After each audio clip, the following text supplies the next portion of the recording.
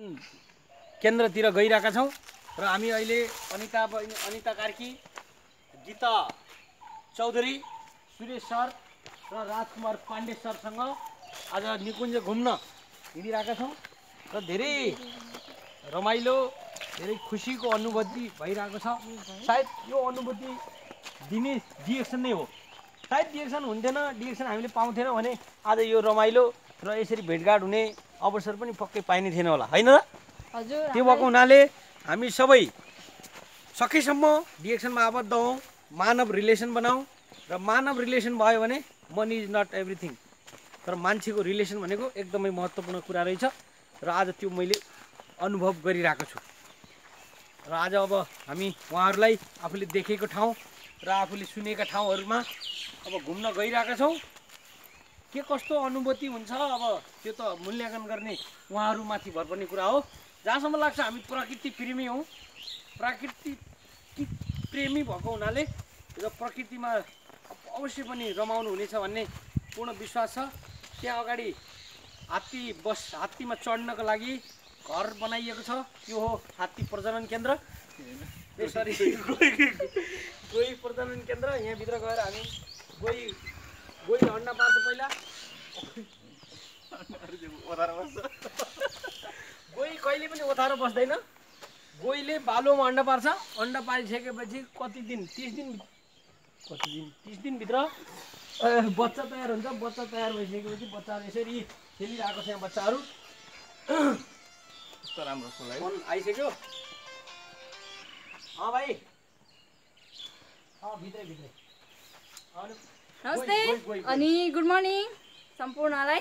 र आज हामी बर्दियाको राष्ट्रिय निकुञ्ज को चाहिँ थोरै भाग हेरिसकेपछि हामी यो गोही बस्ने ठाउँतिर आइसकेको छौँ र यहाँको दृश्यहरू हेर्दा एकदमै यो ठाउँलाई छोडेर नजाउँ लाग्दैछ। तर पनि हामीले केही दृश्यहरू अझै हेर्न बाँकी भएको कारणले गर्दा जानुपर्ने हुन्छ। र यो जब हामीले यो बर्दियाको राष्ट्रिय निकुञ्जमा आइसकेपछि मलाई यस्तो फिलिङ्स भयो कि मानिसको जीवनमा सबैभन्दा महत्त्वपूर्ण कुरा पैसा होइन, यहाँनिर चाहिँ आफ्नो इच्छा र हामीमा त्यो चाहना छ भने सम्भव हुने रहेछ भन्ने कुराहरू आयो। र त्यो सम्भव पनि हामीले मात्रै एकजना व्यक्तिले गरेर हुँदैन।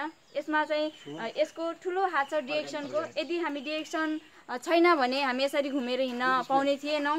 र जति पनि हाम्रो डिएक्सनमा आबद्ध हुनुहुन्छ, म सम्पूर्णलाई के भन्न चाहन्छु भने हजुरहरू जहाँ जसरी गर्दै हुनुहुन्छ त्यसलाई निरन्तरता दिनु, ढिलो होला, चाँडो नहोला, तर अवश्य हामीले सोचेका सोचहरूलाई पुरा गर्न सक्नेछौँ। र जति पनि डिएक्सनको बारेमा सुन्नुहुँदै हुनुहुन्छ उहाँहरूलाई चाहिँ म यो एसएमएस दिन चाहन्छु कि तपाईँहरू यसलाई गहिरिएर सोच्नुहोस् र आफ्नो जीवनमा लागू गर्नुहोस् भन्न चाहन्छु। र यसै क्रममा अब हामीसँगै आउनुहुने राजकुमार पाण्डे सरलाई चाहिँ म केही शब्दहरू राखिदिनु हुन अनुरोध गर्दछु। गुड मर्निङ, नमस्ते सम्पूर्ण फेसबुकमा यसरी हेरिरहनु हुने मित्रहरूमा। आज हामी यो बर्दिया राष्ट्रिय निकुञ्जमा घुमिरहेका छौँ र हामी एउटा चाहिँ आनन्द लिइरहेका छौँ। र हामीलाई यो अवसर पूर्वदेखि पश्चिम सबैतिरका हामी अहिले यहाँनिर घुमिरहेका छौँ। र यो अवसर चाहिँ हामीलाई डिएक्सनले नै दिएको हो। र डिएक्सन नभएको भए हामी यसरी आज एकै ठाउँमा भेला भएर घुम्न पाउने अवसर पाउने थिएनौँ। र हामी एकदमै खुसी छौँ। यो सबै देन चाहिँ डिएक्सनलाई जान्छ र म एकदमै थ्याङ्क्स भन्न चाहन्छु हाम्रो दातो डाक्टर लिमलाई कि हामी विदेशबाट फर्केर आएर पनि यसरी एकजुट भएर पूर्व पश्चिमदेखि चाहिँ यसरी हामी इन्जोय गरिरहेछौँ भन्दै मेरो यो चाहिँ घुमाइ कन्टिन्यू रहनेछ। धन्यवाद। Good morning. गीता बहिनी नमस्ते, गुड मर्निङ। आज हामी नेपालको सुदूरपश्चिमाञ्चल मध्यपश्चिमाञ्चल भन्छ, बर्दिया जिल्ला भन्नु न। बर्दिया जिल्लाको ठाकुरद्वार राष्ट्रिय निकुञ्जमा घुम्न आएका छौँ र यस्तै घुम्ने क्रममा यहाँ चाहिँ गोही प्रजनन केन्द्रमा हामी छौँ। डिएक्सनले राम्रो काम गरेछ भने खुसी छु भन्नु। अब हाम्रो सरकारबाटु नमस्ते, गुड मर्निङ। आज हाम्रो बर्दिया राष्ट्रिय निकुञ्जको गोही प्रजनन केन्द्रमा गोही अवलोकन गरिरहेछौँ हामीहरूले। यो सबै हाम्रो डिएक्सन ले गर्दा नेपालको पूर्वबाट पनि साथी हाम्रो सरहरू आउनुभएको छ। उहाँहरूलाई र मलेसियामा आउँदाखेरि परिचय भयो र डिएक्सन गर्दाखेरि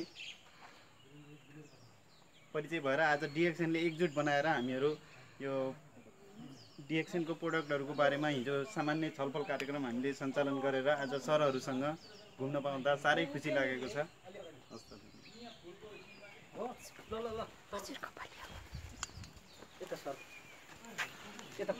नमस्ते, गुड मर्निङ।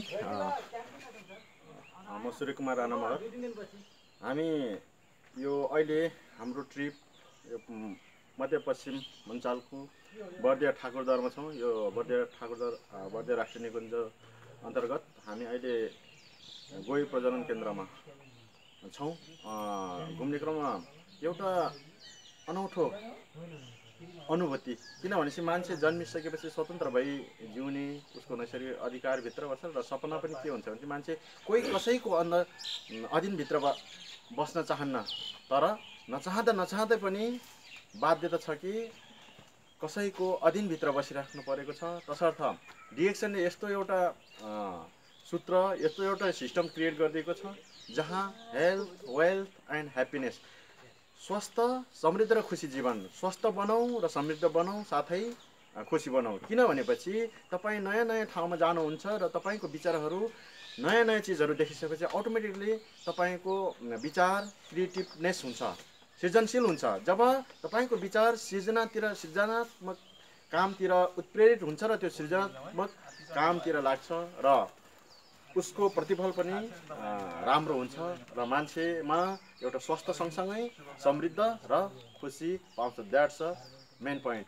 त्यही हुनाले थ्याङ्क्स डाक्टर लिम, जसको कारण नै हामी आज पूर्वदेखि पश्चिम र संसारभरिकै मान्छे पनि एक ठाउँमा एकत्रित भएर, छरिरहेको मान्छे पनि एकत्रित भएर यसरी आफ्नो महत्त्वपूर्ण समयलाई पनि ध्यान दिँदै र घुम्दै आफ्नो व्यवसायलाई पनि फस्टाउँदै अगाडि बढ्न सकिरहेको छ। त्यसैले तपाईँहरू पनि नजरअन्दाज नगर्नुहोस्। जसले डिएक्सन सुनिराख्नु भएको छ र डिएक्सन भनेर सुन्नुभएको छ, बुझ्नु भएको छ भने तपाईँले यो बुझाइलाई निरन्तरता दिँदै जानुहोला। तपाईँ पनि त्यो गुलाम जीवनबाट मुक्त हुँदै एक दिन स्वतन्त्र भई आजाद पन्छी झैँ हिँड्न पाउनुहुनेछ भन्दै बिदा हुन चाहन्छु। हस्त, धन्यवाद।